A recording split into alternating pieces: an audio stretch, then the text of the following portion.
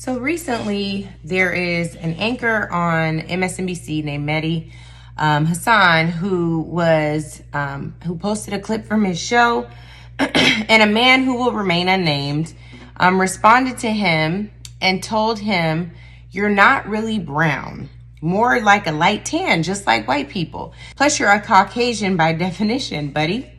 So here's the thing.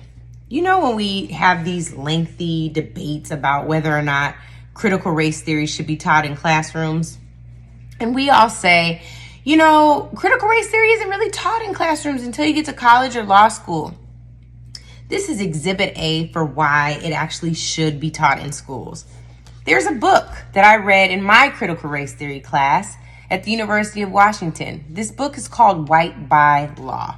And in this book, you learn that the Supreme Court used its power to create laws to decide who was white or black or other.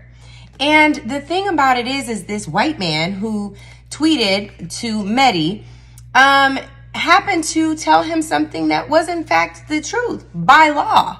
But he cannot decide a racial construct where we all decide who we are and how we identify based on where we were born and based on who our parents and grandparents and great-grandparents are, that this man is white.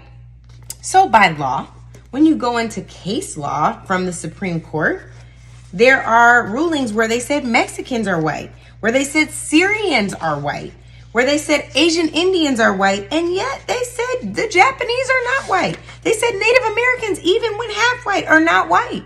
This is what the Supreme Court decided. And so what we all need to understand is what race as a construct has done to us as human beings.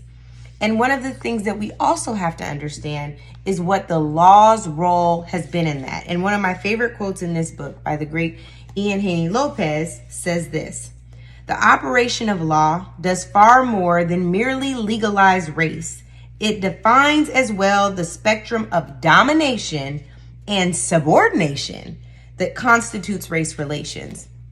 So race has been used to divide people for too long. And some folks have taken it to say that they are superior to black folks or to Native Americans, or in some instances, even Japanese folks, even when they are from the same continent. What we all have to understand is that as we learn, we grow, and we become more empowered. I'm black and I'm proud.